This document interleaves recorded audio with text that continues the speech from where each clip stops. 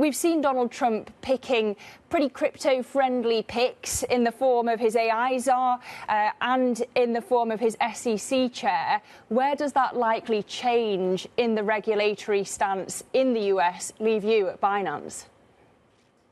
Well, I do think that if you look at 2024, it's a landmark year, right? So if you tell people before 2024, Bitcoin will hit 100,000, there'll be ETF being approved for Bitcoin, Ethereum, Solana, and several others. And as well as institutions, I mean, the largest asset manager in the world, BlackRock, has gone from a skeptic to a believer. I think people will not believe it. But come to the end of 2024, all those have come true. We have now a very crypto-friendly president in the States and extremely smart strategy appointing an AI and crypto Tzar on that front, because this too represents the most innovative technology for the future, and countries will do extremely well. I mean, Abu Dhabi this week, the capital of capital, again, Abu Dhabi and UAE has been very foresightful in that front to start investing AI, blockchain, to move those very early on. So we are seeing the results of all those deployment in Abu Dhabi and UAE now. So countries will do very, very well to continue to focus on these two technology. And we will continue to focus on serving our fast expanding user base. We're close to 250 million users globally now, 70 million onboarded this year alone. So we are very excited with the journey ahead. But of course, Binance is under monitorship by the US DOJ and the US Treasury's Financial Crimes Enforcement Network. Would you be looking to press the Trump administration to shorten or terminate the monitorships, given the president-elect's kind of preference, as we say, for looser crypto regulation? Well, I mean, any of those discussion, I think, is new. I believe that compliance is the way to go, right? So Binance has always been a user-first organization. But going forward, given that regulations is going to be much clearer throughout the world, we have the ability to invest very heavily in compliance space. I want to make compliance a competitive advantage for ourselves. Right? So last year alone, we invested $213 million just on our compliance program, which is a more than 30% increase compared to the year before. And this year, it go up even more. We're the most licensed and regulated exchange globally now. We have more than 20 different jurisdictions that license and regulate us. More recently in exciting places like India and Argentina. So we are working with global policymakers, lawmakers, to really support the crypto journey, to support the crypto deployment.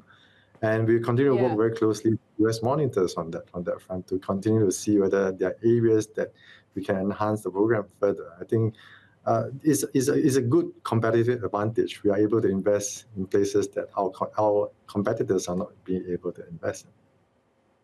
Well, yeah, are you looking to re-enter that US market then more forcefully? And if they introduce a stablecoin framework, would you be reviving Binance USD, BUSD, or would you be launching a similar token perhaps? Well, globally, we are supporting crypto adoption, so on different fronts, right? So stablecoins, other innovation in this space, cross-border payment, et cetera, et cetera. Whether we re-enter the US market, I think that's a premature discussion. As of now, we are focusing on our global deployment. We are growing very, very quickly. And we're very happy with the progress of what we are seeing. I think this year alone, if you look at the net inflows into Binance, it crosses more than 20 billion, right? If you put our net inflows versus the 10 largest exchange, the next 10 largest exchange put together, we are 40% much more than the 10 largest exchange put together. So you can see the phenomenal growth. We have seen a lot of new institutions being onboarded. And with the US going to announce a Bitcoin strategic reserve and Brazil considering it, I do believe that many other countries around the world will start to deploy on that front. So it's not only the countries, it's the sovereign wealth funds, institutions, foundations, endowments, high net worth individuals. So they're going to start allocating this space. So the future is extremely bright.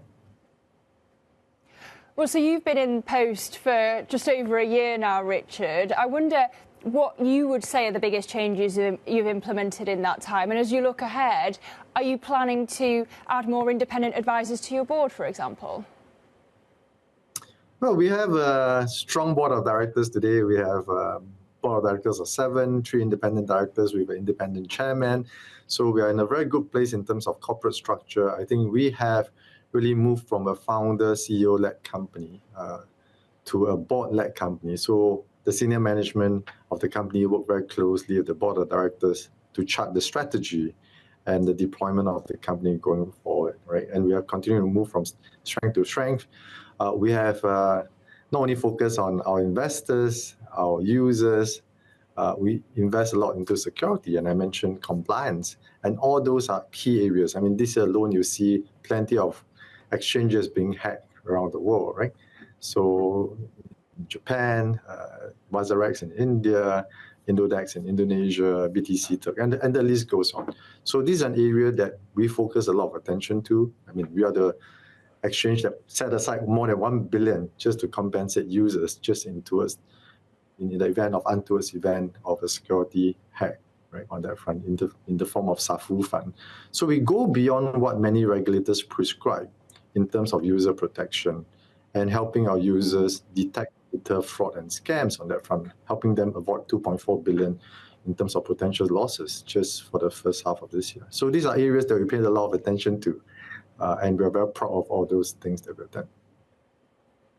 Just finally, Richard, as you mentioned, you're there at Abu Dhabi Finance Week. I wonder what opportunities you see specifically in the Middle East region. Well, it's huge. So just in UAE alone, crypto adoption is close to 40%. I think the same theme is repeated throughout the Middle East, right? So Abu Dhabi was, when I was CEO at Abu Dhabi Global Market, we were one of the first in the world to introduce a crypto regulatory framework to govern this sector in 2018, right? So we are quite ahead of the game then.